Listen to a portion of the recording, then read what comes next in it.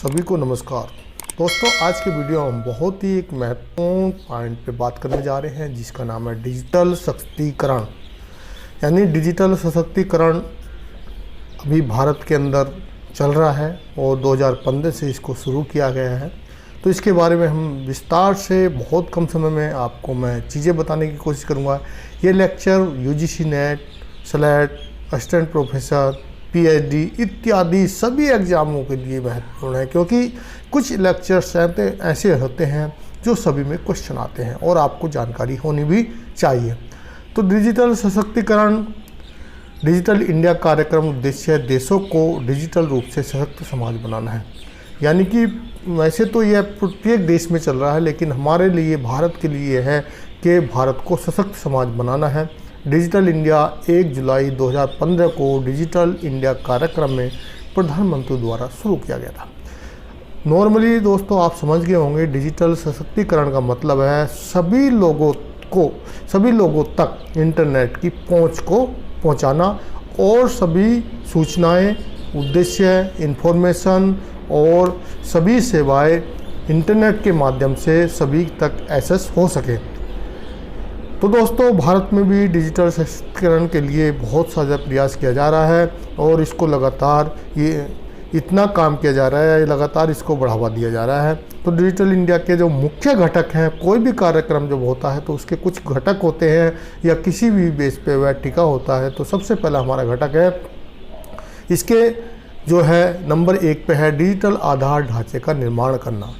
सबसे महत्वपूर्ण ये आ जाता है, अगर हमको भारत के अंदर डिजिटल इंडिया बनाना है तो हमारे पास आधार ढांचा, यानी कि आधार ढांचा का मतलब इंटरनेट से संबंधी पूरा प्लेटफार्म हो, जैसे टावर्स हों, लाइनिंग हो, जो फाइबर लाइन बिछा जा रही वो हों, और इतना कंप्यूटर्स हों, इतना मोबाइल्स हों जिसका सभी लोग जो है उपयोग कर सकें। तो इसमें चाहे टावर से लेके फाइबर लाइन बिछाने से लेके लैपटॉप, कंप्यूटर, यानी कि सभी के निर्माण में भारत सरकार द्वारा सहयोग देना और उसको अधिक से अधिक बढ़ावा देना इसके अंतर्गत आता है। अगर हमारे पास सभी ढांचा उपलब्ध है, डिजिटल ढांचे के संबंधी जो भी हमारे पास इक्विपमेंट है, इलेक्ट्रिक इक्विपमेंट है, तो हम इसको पहुँच बना सकते हैं। दूसरा है इलेक्ट्रिक रूप से सेवाओं को जनता तक पहुँचाना। यानी कि इसमें ये है जो भी सेवाएं हैं या जो भी इंफॉर्मेशन है उसको जनता तक कैसे पहुंचाया जाए। तो उसको जैसे मान लिया आपको ट्रांसफ़र पैसा करना है डिजिटल तौर पे, तो आपके लिए या तो कोई वेबसाइट हो, जिस प्रकार SBI की स्टेट बैंक ऑफ इंडिया की वेबसाइट है, यानी कि अभी सभी बैंकों की अपनी वेबसाइट है, वहाँ इंटरनेट यूज करके आप जो है इंटरनेट बैंकिंग के द्वारा पैसा ट्रांसफ़र कर सकते हैं। इसके अलावा कुछ ऐसे जैसे मान लिया भीम ऐप है, तो यानी कि इस तरह की सेवाएं देना जिससे, या इस तरह के एप्लीकेशन, इस तरह के ऐप्स निर्माण करना जिससे कि वह उनकी पहुंच जो है लोगों तक पहुंचे। जिस प्रकार ई-पंचायत क्या है, जैसे आज की डेट में राज्यसभा, लोकसभा से लेकर ग्राम पंचायत तक का आप कार्यवाही को एक मोबाइल पे ऐप के थ्रू देख सकते हैं। तो इसमें आ जाता है डिजिटल रूप से सेवाओं को जनता तक पहुंचाना। यानी कि इंटरनेट जो भी हम कर रहे हैं, इंटरनेट के माध्यम से देश के किसी कोने में, किसी भी गांव में कोई व्यक्ति बैठा है और उस जानकारी को लेना चाहता है। ऐसा नहीं सभी के पास जानकारी, जो जानकारी मतलब लेना चाहता है, जो देखना चाहता है, उस तक कैसे पहुँचे। अगर हमारे पास डिजिटल का आधार ढांचा है, ढांचा का मतलब इंटरनेट की पहुँच सभी तक है, मोबाइल है, लैपटॉप है, तो उसके बाद उन सेवाओं को जनता तक कैसे पहुँचाया जाए, तो उसके लिए हमको वेबसाइट बनानी पड़ेंगी, ऐप बनाना। तीसरा है डिजिटल साक्षरता। इसका मतलब है कि सभी को डिजिटल के बारे में जानकारी करना, कि आपको अगर ई-पंचायत देखना है या आपको लोकसभा, राज्यसभा की कार्रवाई देखना, तो आपको ये ऐप डाउनलोड करना पड़ेगा। इसको ऐसे आप देख सकते हो। ये एक उदाहरण है, यानी कि आपको डिजिटल के बारे में जानकारी लेना। अब है डिजिटल इंडिया की निगरानी कमेटी। इसको किसी भी कार्य को या बनाने के लिए या किसी भी संगठन को चलाने के लिए एक कमेटी या बोर्ड का होना बहुत आवश्यक है। नहीं तो क्या है, काम का प्रोग्रेस, काम किस स्तर तक पहुंचा और उसका क्या रिजल्ट है यह नहीं पता चल पाता है। तो ऐसे ही डिजिटल इंडिया यानी इंडिया भारत सशक्तिकरण के लिए, डिजिटल भारत सशक्तिकरण के लिए एक कमेटी बनाई गई है, जिसके अध्यक्ष जो है स्वयं प्रधानमंत्री होंगे, सदस्य जो है वित्त मंत्री होंगे, आईटी मंत्री होंगे, मानव संसाधन मंत्री होंगे, शहरी विकास मंत्री और स्वास्थ्य मंत्री होंगे। और विशेष आमंत्रित सदस्य जो होंगे प्रधानमंत्री के मुख्य सचिव होंगे, कैबिनेट सचिव होंगे, व्यय योजना के सचिव होंगे, टेलीकॉम और कार्मिक सचिव भी इसके विशेष सदस्य होंगे। संयोजक जो है इसके सूचना सचिव होंगे। यह एक कमेटी होगी जो पूरे डिजिटल इंडिया या भारत सशक्तिकरण के बारे में, डिजिटल सशक्तिकरण के बारे में देखरेख करेगी। डिजिटल इंडिया का आधार ढांचा क्या होगा? कोई भी काम चलाने के लिए वह किसी न किसी आधार ढांचे पर टिका होता है, यानी किसी को चलाने के लिए कुछ ना कुछ आधार ज़रूरी होता है। जिस प्रकार मान लिया स्कूलों को चलाना है तो स्कूलों के लिए एक सिलेबस ज़रूरी है, या आपको कोई भी यूनिवर्सिटी चलानी है तो उसके लिए आपका आधार होना चाहिए, आपका कौन से कोर्स, कौन से सब्जेक्ट, या कॉलेज होता है, सभी कॉलेज में सभी सब्जेक्ट की पढ़ाई नहीं होती। इसी प्रकार डिजिटल इंडिया का आधार संरचना जो है, सबसे पहला है एक यूनिक आईडी जो आधार कार्ड है। आधार कार्ड ही एक ऐसी यूनिक आईडी है जो आपका यह बताती है कि यह व्यक्ति यही व्यक्ति है। यानी कि मान लिया जिस प्रकार एक मान लिया छदम्मी लाल है तो पता चलेगा कि छदम्मी लाल यही व्यक्ति है। तो यह डिजिटल इंडिया को आगे बढ़ाने के लिए सबसे पहला कार्य किया गया, सभी के एक यूनिक आईडी बनाई गई जिसको बोलते हैं आधार कार्ड। दूसरा है BBNL, Bharat broadband network limited, यानी कि किसी भी सभी नेटवर्क को देखने के लिए या इससे संबंधी इंटरनेट या इस आधार संबंधी या लोगों तक इंटरनेट की पहुंच करने के लिए एक लिमिटेड बनाया गया जिसका BBNL है। और तीसरा है CSC सेंटर। पहले क्या होते थे दोस्तों, इंटरनेट कैफ़े होते थे, बहुत कम लोगों की वहाँ तक पहुँच होती थी। कोई ज़रूरी मेल आ जाता था या ज़रूरी काम होता था तो लोग बाग वहाँ जाके एक्सेस करते थे। लेकिन आजकल गांव लेवल तक CSC यानी कॉमन सर्विस सेंटर खोल दिए गए हैं और एक गांव में 2-2, 3-3 हैं। और इसके अलावा भी बहुत सारी कंपनियां अलग अलग तरह का इंटरनेट पहुंच के द्वारा आपकी सुविधाएं दे रही है। जिस प्रकार आप जो है खतरा, अगर ज़मीन संबंधी है खतरा खतौनी निकाल सकते हैं, सर्टिफिकेट निकाल सकते हैं, आप एग्ज़ाम संबंधी कोई काम है तो वो कर सकते हैं। इसलिए ये भी इसका एक आधार सिस्टम है। चौथा है डिजिलॉक यानी डिजिटल लॉक।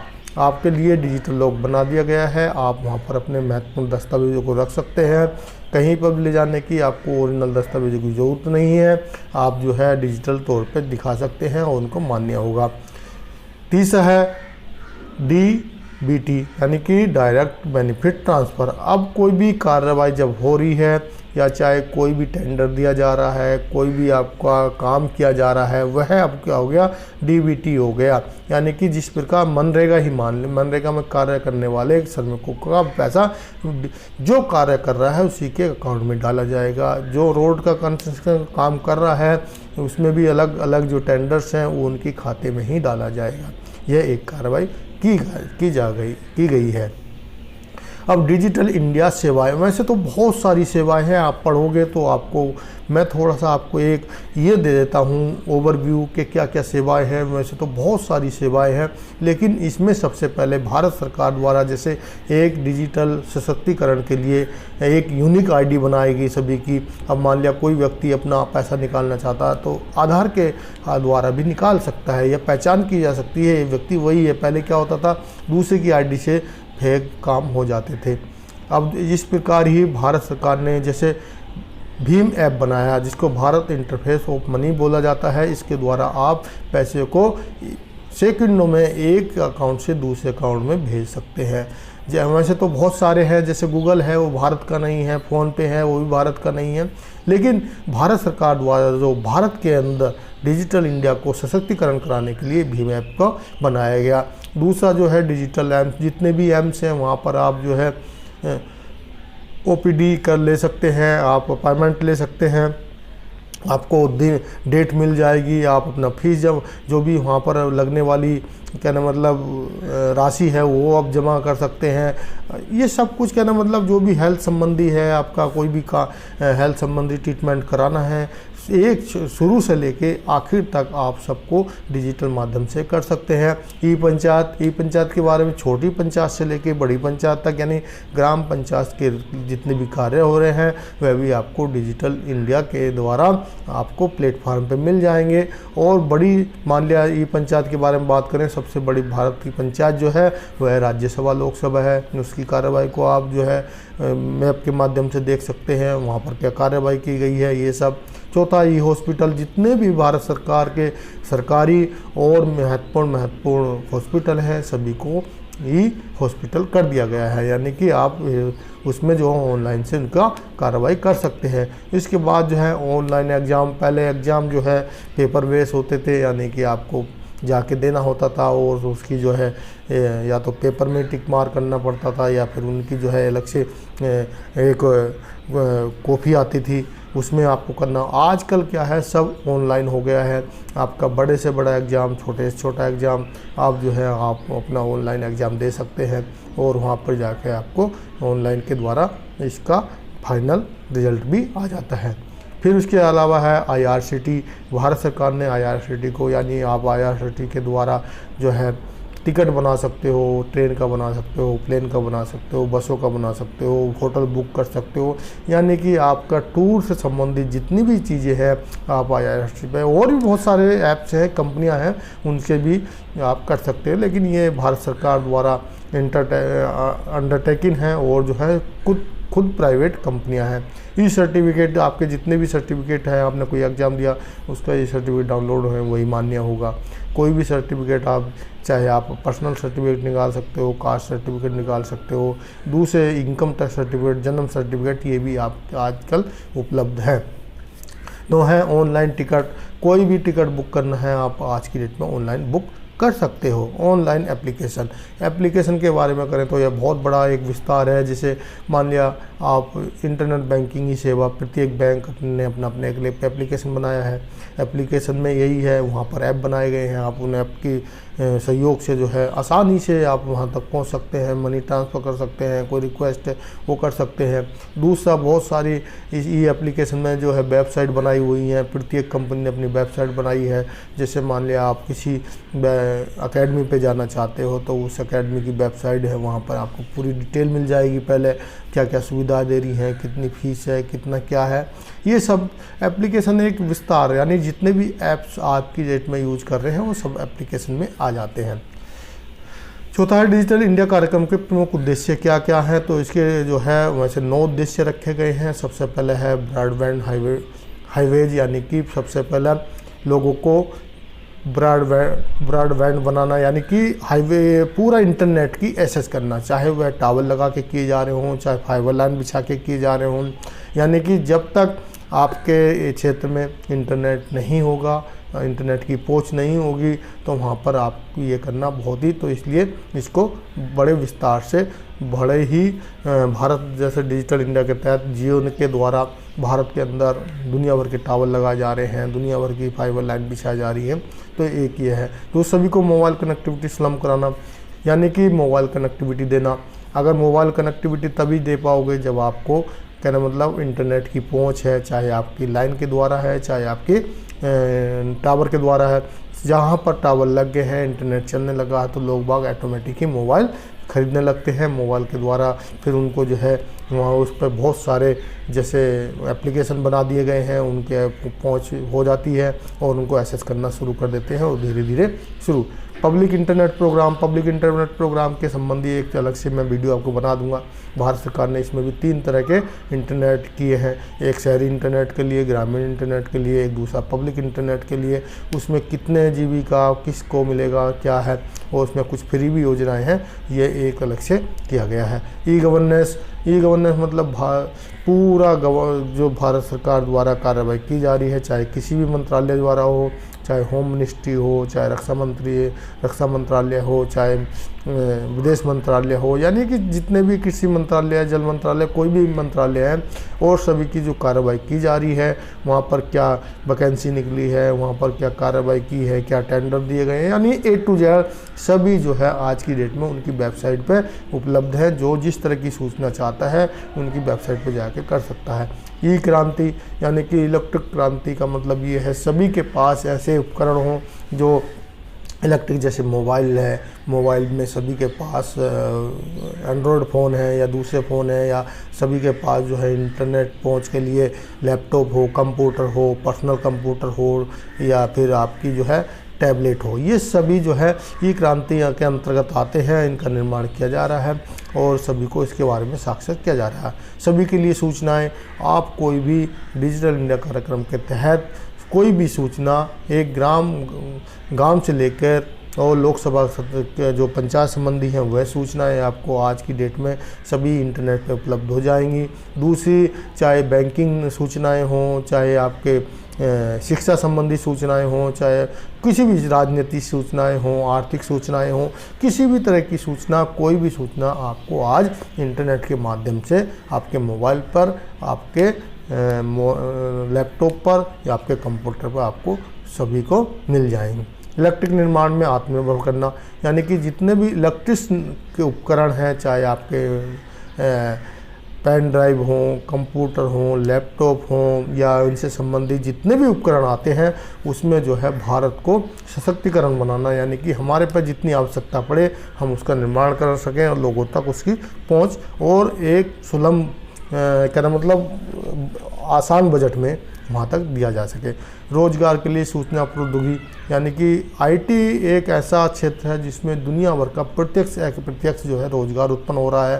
पहले तो वो रोजगार है जो डिजिटल इंडिया के तहत, जैसे जियो का जो टेलीकम्युनिकेशन है उनमें बहुत सारे लोग कार्य कर रहे हैं, जो रोजगार यानी कि वहाँ के कर्मचारी हैं। दूसरा, उससे संबंधी बहुत सारे जैसे CSC सेंटर खोल दिए गए हैं, वह प्रत्येक गांव में एक है, वहाँ पर कम से कम 2 लोग अपना रोज़गार उनको मिल रहा है या अपनी कमाई कर रहे हैं। इसके अलावा बहुत सारे ऐसे प्राइवेट कंपनियों ने जैसे बना दिया है कि अपने इंटरनेट कैफ़े या CSC सेंटर या दूसरी कनेक्टिविटी, या कोई बैंकों से आपने जो है बैंक BC ले रहा है, बैंक मित्रा ले लिया है, पैसों को ट्रांसफ़र कर रहे हैं, उससे भी आमदनी हो रही है। तो दोस्तों, इसके जो है डिजिटल इंडिया के द्वारा जो है बहुत सारे रोज़गार उत्पन्न हो रहे हैं और इसको बहुत ही ज़्यादा कुछ लोग जो है इसके जो इंफ्रास्ट्रक्चर है, यानी कि इसका जो बनाने का, जैसे लैपटॉप बन रहे हैं, कंप्यूटर बन रहे हैं, पेन ड्राइव बनने हैं, टैब बन रही हैं, इसमें लगे हुए हैं, इनसे भी रोज़गार मिल रहा है।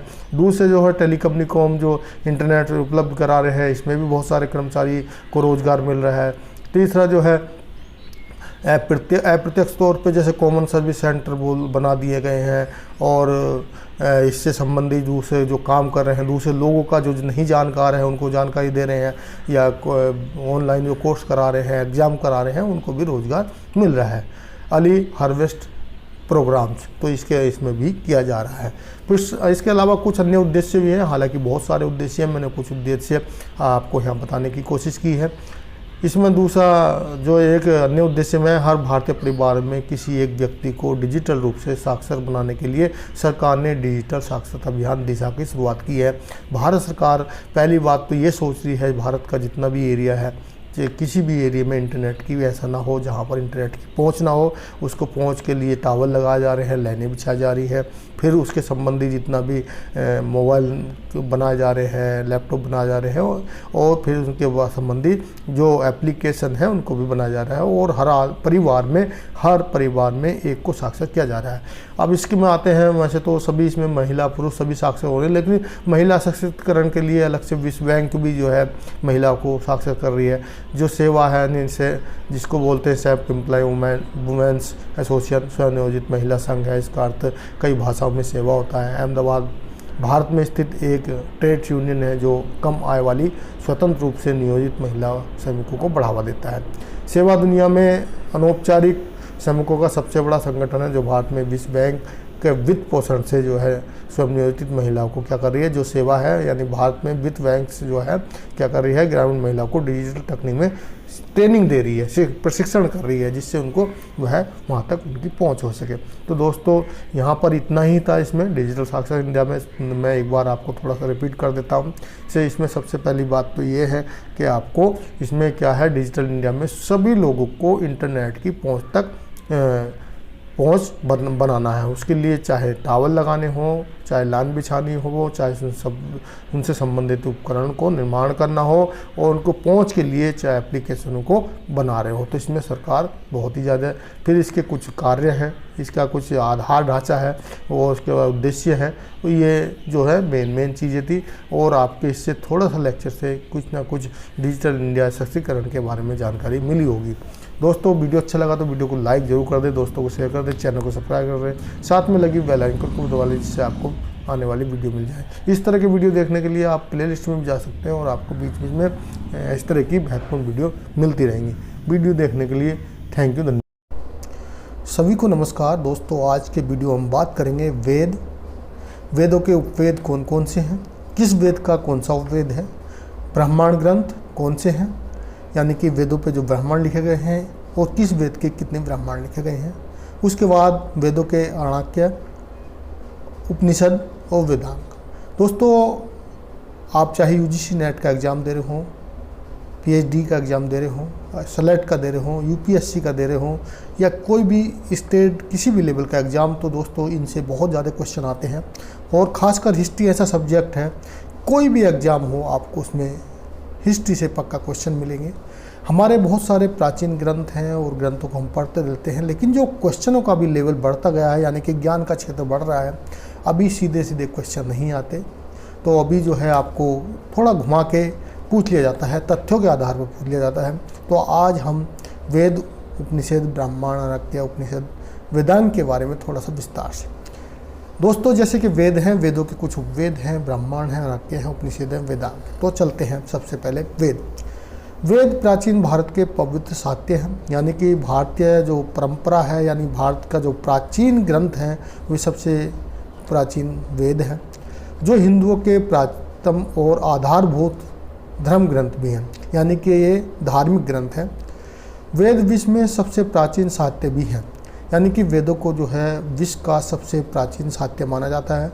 भारतीय संस्कृति में वेद सनातन वर्णाश्रम धर्म के मूल और सबसे प्राचीन ग्रंथ है, यानी कि जो हिंदू धर्म यानी सनातन धर्म में जो वर्णाश्रम है, वर्णाश्रम जैसे मान लिया आप 4 हैं, उनका जो विस्तार से दिया गया है, उनमें दिया गया है। वेद भारतीय आध्यात्मिक चिंतन के मूल आधार है, यानी कि जो आध्यात्मिक चिंतन हुआ है, वेदों में उनका वर्णन किया गया है।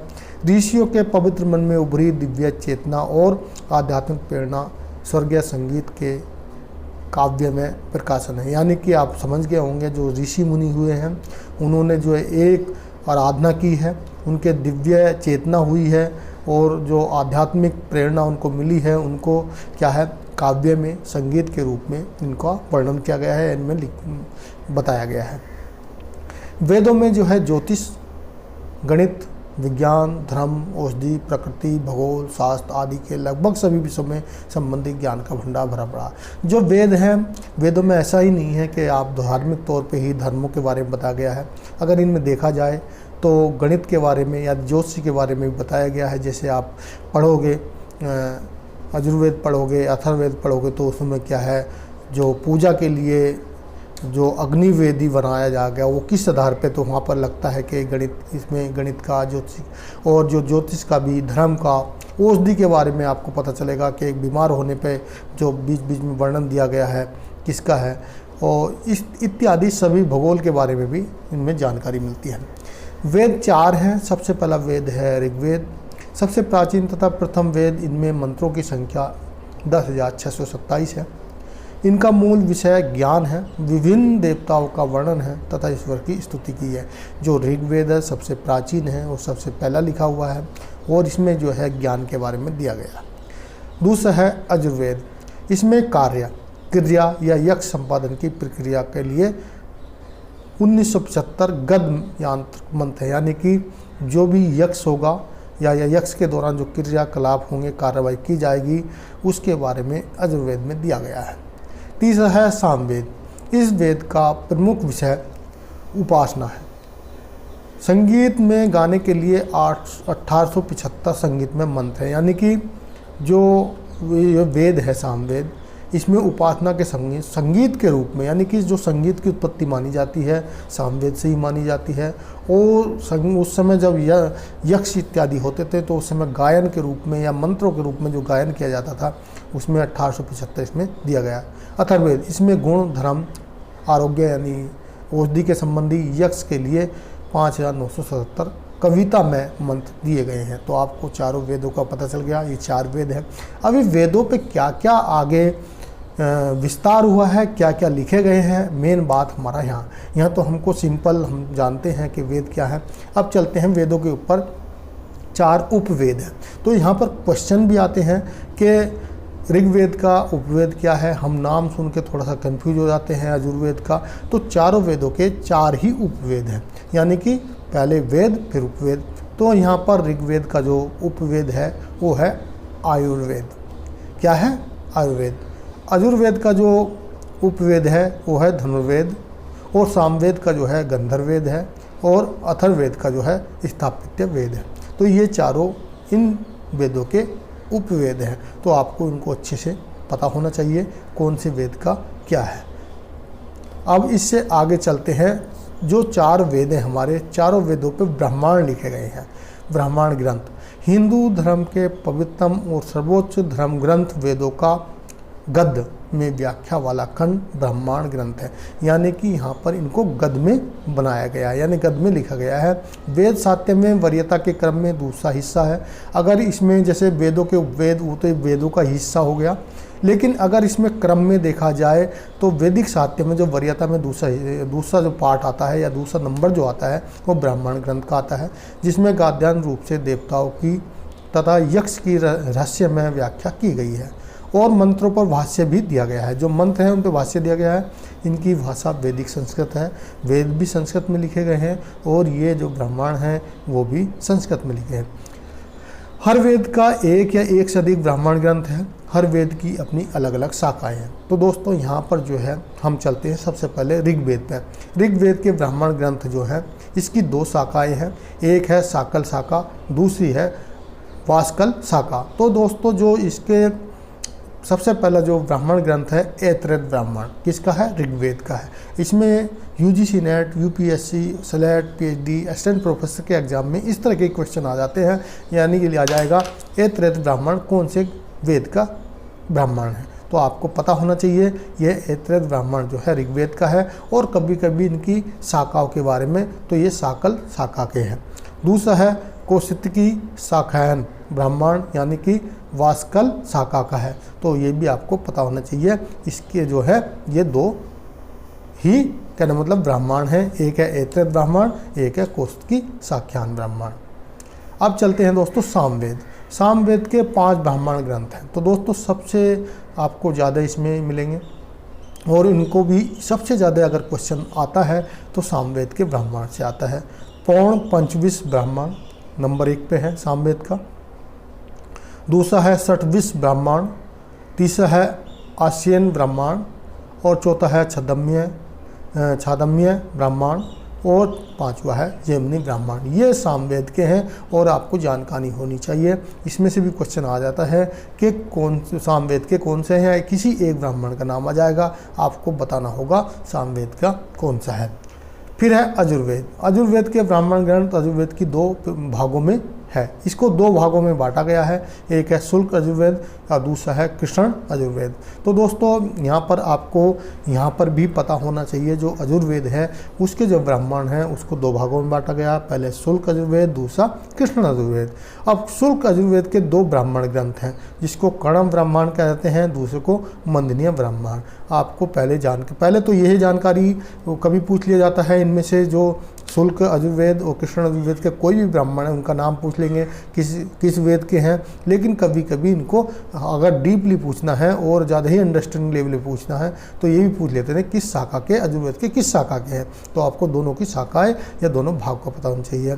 तो दोस्तों दूसरा जो है कृष्ण यजुर्वेद के 4 ब्राह्मण ग्रंथ हैं, यानी कि पहले वाले के 5 थे, इसके 6 हो गए, लेकिन इसके 2 थे, 2 पहले में 4 बाद में। तो तैत्तरीय ब्राह्मण ये भी जो यजुर्वेद का कृष्ण यजुर्वेद है उसके दूसरा मैत्रेय ब्राह्मण, और तीसरा है कर्ण ब्राह्मण, और चौथा है कपिस्टल ब्राह्मण। तो दोस्तों ये जो है चारों के चारों जो है कृष्ण यजुर्वेद के चारों कृष्ण यजुर्वेद के यानी यजुर्वेद के ब्राह्मण हैं। टोटल यजुर्वेद के हो गए 6। अभी चलते हैं दोस्तों अथर्ववेद पे। अथर्ववेद का एक ही ब्राह्मण है जिसको गोपद ब्राह्मण बोल देते हैं, और सबसे ज़्यादा अगर पूछा जाता है एग्जाम में, आप यूजीसी नेट का पेपर उठा लीजिए पिछले 10 साल का, सबसे ज़्यादा अगर ये पूछा गया है गोपद ब्राह्मण किस वेद का है या किससे संबंधित है तो अथर्ववेद से।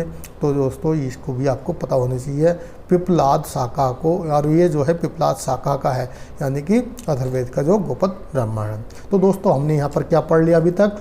सबसे पहले वेद, वेदों के उपवेद और वेदों के ब्राह्मण।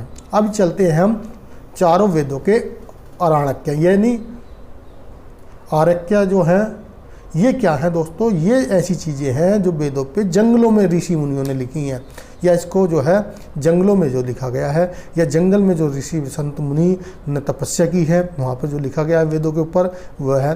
तो हिंदू धर्म के पवित्रम और सर्वोच्च वेद ग्रंथों का गद वाला खंड है, यानी कि गद है ये वैदिक साहित्य का तीसरा हिस्सा है।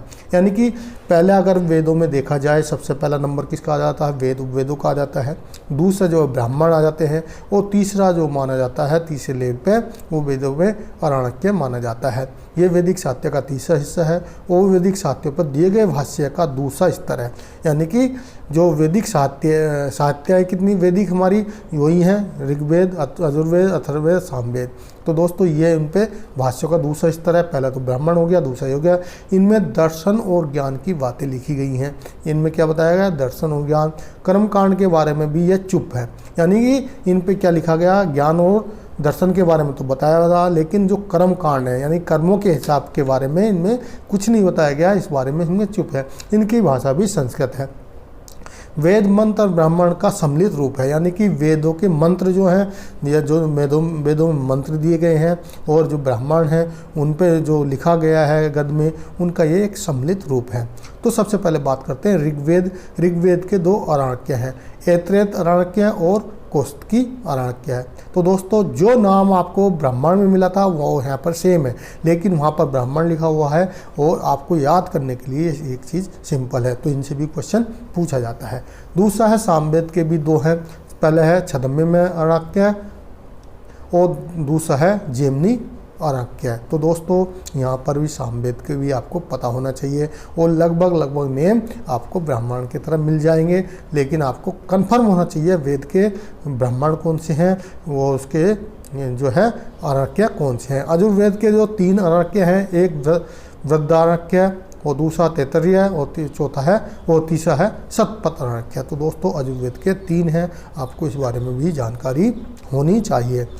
और चौथा है अथर्ववेद। अथर्ववेद का कोई भी आरण्यक नहीं है, आपको इस बारे में भी जानकारी कभी कभी एक दो बार जो ऑप्शन के तौर पे आ जाता है उसमें लिख दिया जाता है कि जो है गोपद अथर्ववेद का आरण्यक है, जो कि गलत है, जबकि वो ब्राह्मण है। तो इस तरह की आपको जानकारी होनी चाहिए। तो दोस्तों ये थे ब्राह्मण। अभी आ जाते हैं उपनिषद। उपनिषद हिंदू धर्म के महत्वपूर्ण श्रुति धर्म ग्रंथ हैं, यानी कि वैसे देखा जाए तो दोस्तों सभी श्रुति हैं ये, लेकिन जो उपनिषद है हिंदू धर्म के महत्वपूर्ण ये श्रुति धर्म ग्रंथ हैं। वैदिक साहित्य के अभिन्न भाग हैं, यानी जो वैदिक साहित्य अभी तक पूरा है, आपके वेद भी, उपवेद भी, आपके ब्राह्मण और आरण्यक, ये जो है पूरे के पूरे वैदिक साहित्य हैं। लेकिन इसका उपनिषद जो है अभिन्न भाग है। उपनिषद की भाषा जो है वो भी संस्कृत ही है, यानी कि जितने भी लिखे गए हैं संस्कृत हैं। इनकी संख्या वैसे तो 108 है, किंतु मुख्य उपनिषद 10 हैं। प्रत्येक उपनिषद की किसी न किसी वेद ग्रंथ से जुड़ा हुआ है, यानी कि जो 108 है ये किसी न किसी तौर पे किसी न किसी भी आपके वेद से इनका संबंध है। तो दोस्तों जुड़े हुए हैं स्वाभाविक रूप से परमेश्वर, परमात्मा, ब्रह्मा और आत्मा के स्वभाव और संबंध का बहुत ही दार्शनिक और ज्ञानपूर्वक वर्णन किया गया। यानी जितने भी उपनिषद हैं उनमें क्या बताया गया, जो परमेश्वर है और जो व्यक्ति है उसकी आत्मा का आपस में क्या संबंध है, या इसको ऐसे आप समझ सकते हो। तो ये जो वर्णन दिया गया है अलग अलग उपनिषद में अलग अलग तरह से अलग अलग महत्व को बताते हुए वर्णन किया गया है। तो दोस्तों हम यहाँ पर पढ़ेंगे मुख्य उपनिषद जो है 10। पहला है इस, ऐतरेय, कंठ उपनिषद, केन उपनिषद, छंदोग्य उपनिषद, प्रश्न उपनिषद, तैत्तरीय, बृहदारण्यक और मांडव्य और मुंडक। तो दोस्तों ये जो 10 प्रमुख उपनिषद हैं, हालांकि इनमें मैंने अभी ये कंफर्म करने के लिए कौन सा किससे संबंधित है काफ़ी समय लग जाता है। वैसे तो 10 मुख्य हैं, 18 मेन माने जाते हैं, 108 हैं टोटल। तो दोस्तों आपको सिर्फ इतना पता होना चाहिए। अभी हम लास्ट में चलते हैं। मुख्य उपनिषद तीनों को प्रमाण कोटि में रखा गया। जो यहाँ पर 10 दिए थे इनमें से 3 जो है उनको जो है किस में रखा गया है, उपनिषद की प्रमाण कोटि में रखा गया, जैसे श्वेतांबर, कौस्तुकी और मैत्रायण। अब चलते हैं वेदांग। दोस्तों अभी क्या होता है, जैसे कोई भी प्रोग्रेस होता है, कोई भी चीज़ हम करते हैं, कोई भी रिसर्च करते हैं, जैसे पहले वेदों को इनको सबको श्रुति माना गया और धीरे धीरे इनको लिखा गया। आपको पता होगा सबसे पहले जो है सारण हुए हैं जो विजयनगर साम्राज्य में, उन्होंने वेदों पे अपनी टीका लिखी, यानी वेदों को लिखना शुरू किया। उससे पहले सूत्री के तौर पे हम सुनते आ रहे हैं, लेकिन वेद लिखे गए। वेदों के बाद जो है उनके ऊपर ब्राह्मण लिखे गए, उपवेद हैं उनके, ब्राह्मण हैं, फिर अराक्य हैं, और फिर जो है उसके बाद वेदांग लिखे, कहने मतलब और भी बहुत सारी चीज़ें लिखी गई जो वेदों से संबंधित। लेकिन इनको कैसे समझा जाए, कैसे पढ़ा जाए, किसको इनको कैसे आगे बढ़ाया जाए। जिस प्रकार हम कोई भी विषय पढ़ते हैं, यानी कि विषय पढ़े, इंग्लिश पढ़ना है, इंग्लिश तो पढ़ लेते हैं, लेकिन उसको तरीके से कैसे पढ़ना, किसके बाद क्या आएगा, किसको क्या समझना। तो उसी प्रकार वेदों को समझने के लिए, वेदों को पढ़ने के लिए यहाँ पर वेदांगों की रचना की गई। युगांतर में वैदिक अध्ययन के लिए 6 विद्याओं की शाखाओं का जन्म हुआ, जिन्हें वेदांग कहा गया। यानी कि वेदों को पीढ़ी दर पीढ़ी या आगे बढ़ाने के लिए, वेदों को समझने के लिए इनमें 6 वेदांगों की रचना की। वेदांगों का शाब्दिक अर्थ है वेदों का अंग, तथापि इस साहित्य में पौरुष होने के कारण श्रुति साहित्य से पृथक ही गिना जाता है। और ये क्या है, श्रुति साहित्य, श्रुति नहीं है। यानी कि जैसे वेदों को श्रुति माना जाता है, जो इसके संबंधी जितने भी अभी तक हमने पढ़े इनसे श्रुति, लेकिन इनको क्या है पूरा लिखित रूप में बनाया गया। नंबर 1 पर शिक्षा, दूसरा कल्प, व्याकरण, निरुक्त, छंदाशास्त्र, ज्योतिष। अब इनके बारे में आपको बताने की ज़रूरत नहीं है, क्योंकि शिक्षा किससे संबंधी है, कल्प किससे है, व्याकरण किससे है, निरुक्त किससे है, और छंदशास्त्र क्या है, ज्योतिष में क्या दिया है, आपको इनके बारे में तो जानकारी होगी। तो दोस्तों यह आपके जो है वेदांगों के बारे में, वेदों के बारे में वर्णन किया गया था। बहुत ही सिंपल तौर पे मैंने वेदों का बारे में, उपवेद कौन कौन से हैं, उपवेद के ब्राह्मण कौन से हैं, अनार्क्य कौन से हैं और वेदांग क्या है, ये बताने की कोशिश की। दोस्तों वीडियो अच्छा लगा तो वीडियो को लाइक कर दें, दोस्तों को शेयर कर दें, चैनल को सब्सक्राइब कर दें, साथ में लगी बेल आइकन को दबा लें, जिससे आने वाली आपको वीडियो मिल जाए। वीडियो देखने के लिए थैंक यू, धन्यवाद।